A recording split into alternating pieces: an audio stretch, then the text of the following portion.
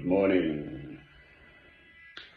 God is omniscient, omnipresent, everywhere. Only in general mankind fails to recognize this. Oh dear. Today is the first anniversary of the countrywide lockdown we had in Britain, so March the 23rd last year. And this coronavirus is still very much to the fore in the whole world, a pandemic. Why can't people see and hear? To me, it just absolutely beggars belief. Why don't I hear anyone talking about this? You know, that it's God, not invented by the Chinese or... in the sense that God has given mankind free rein, if you like, to do as they will. So there we had Hitler and the German people. He couldn't have done it alone, that Hitler fellow.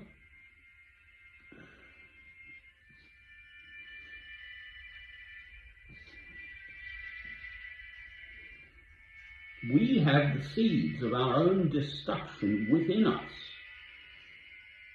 It's really kicked off with the First World War, quite frankly, in Europe. The seeds were there.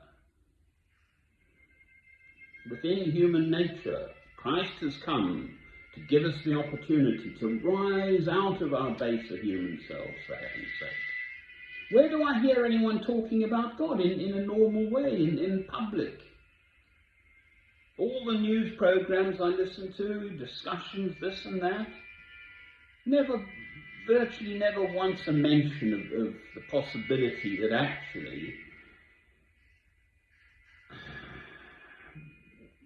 especially in the West now, the world is living in this, which that man who was a very good journalist, John Humphreys, once described as a post-Christian era. I didn't listen to him for years.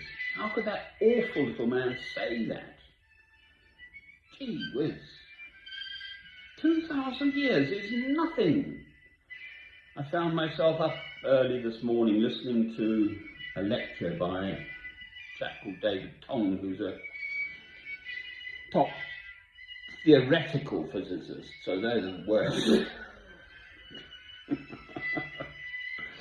I was more down-to-earthy type of physicist, but I can just about hack it still, talking about quantum field theory.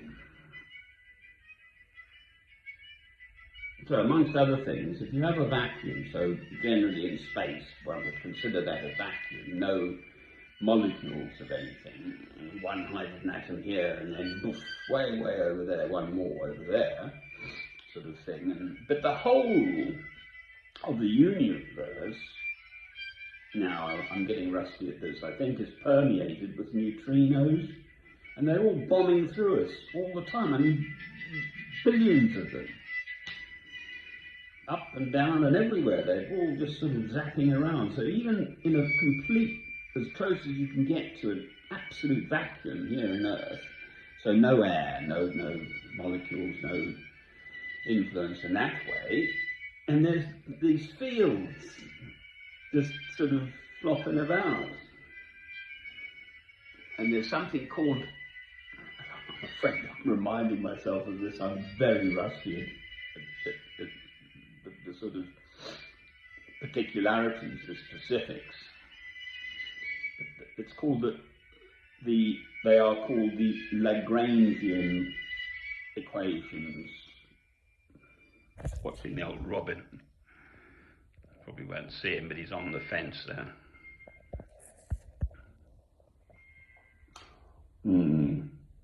well out of my league. Very, very pure mathematics involved. Anyway, I get the general idea that, I mean, there's a Higgs boson most people have heard of by now, the God particle, which I think was finally pinned down at the CERN, the Large Hadron Collider there on the borders in Switzerland and France.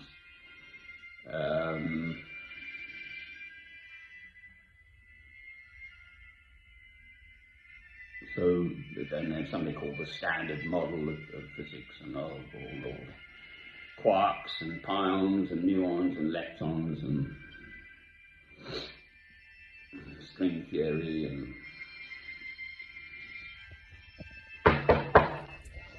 that is a table.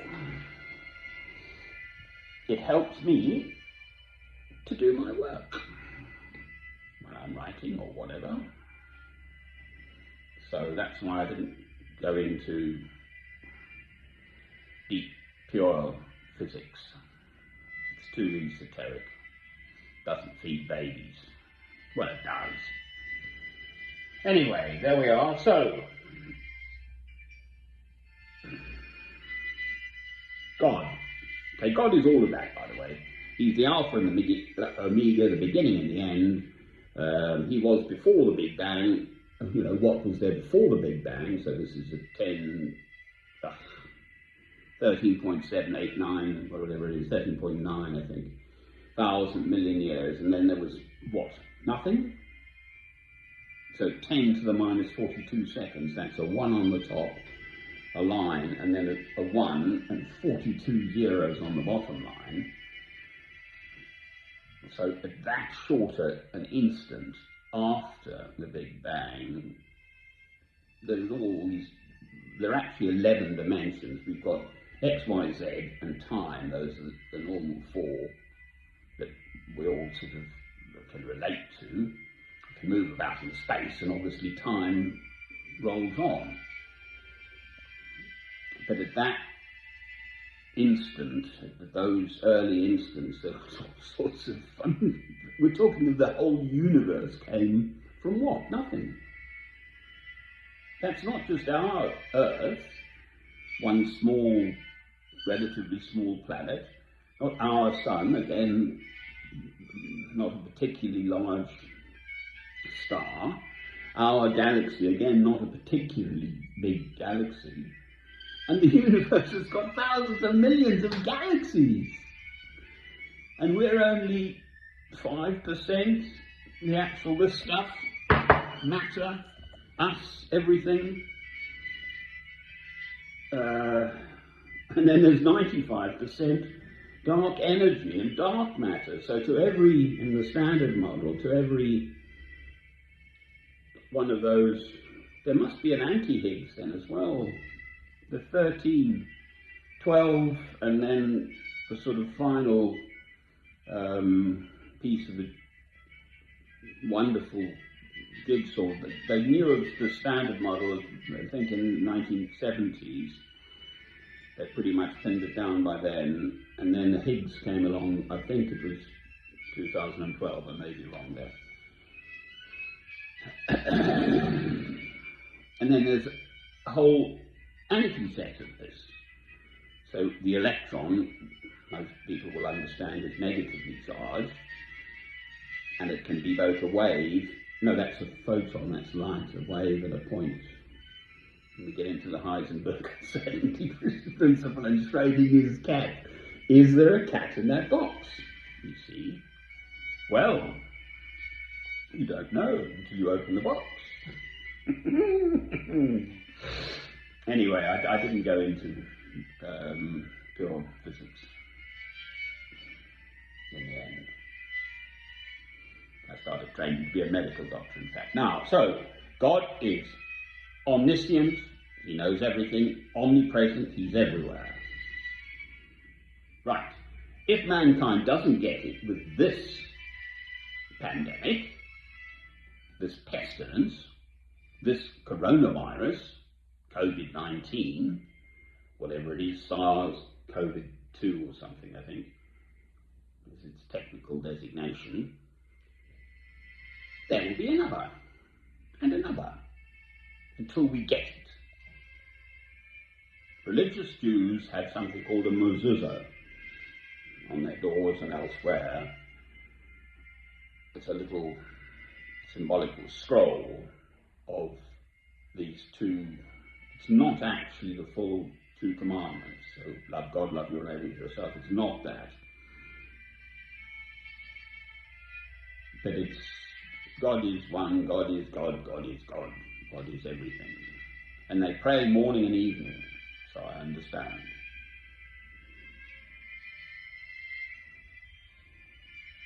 Well, as do I, in fact. But I mean, I don't aspire to be sort of religiously holy, for heaven's sake. I'm just basically an ordinary bloke. I've been married, I've had a broken marriage, my son committed suicide at the age of 18. That's the last picture I ever saw of him, when he was 10-ish. Anyway. So I've just been a normal bloke working in an office, in fact, mostly in my working days, or hospitals, whatever. God's the boss. This is the point. So if we don't get it with this pestilence, as is going to happen, depending on the timescale, woe betide mankind for galloping about thinking they're the big cheese and their big flash motor cars and their big projects and all the rest of it. It's rubbish. Yes, we're extraordinary things, human being. You know, to make what we do, to have the science what we have, which we have, and the rest, the music, this is Beethoven. Art, dance, just the whole absolutely extraordinary creation that is one single human being. But we don't treat them like that. Christ says, if they strike you on one cheek, turn unto them the other cheek. Every single hair of your black fellow, man, woman and child, is precious and special. Amen. But do we behave like that? They've just voted through this upping the number of nuclear warheads that Britain's going to have. For what? Are we going to use them? So then it's this nuclear umbrella. But that permeates. My neighbour here, I've just spoken to him. Last time he voted for the National Front. He he just said it to me, he's just said it, my own neighbour, he's in his 70s, a Londoner, proper old Londoner from the North, from Tottenham, North London. He wishes Hitler had won. Kick anyone who isn't white out of England.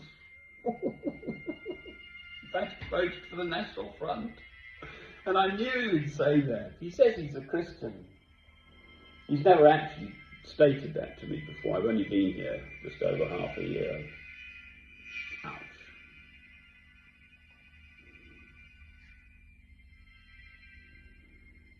Quite frankly, I almost can't vote, in the sense that there's no one to vote for. If they gave me a box, none of the above, I'd tick it every time. It's not that I'm idle. I just can't go to a party.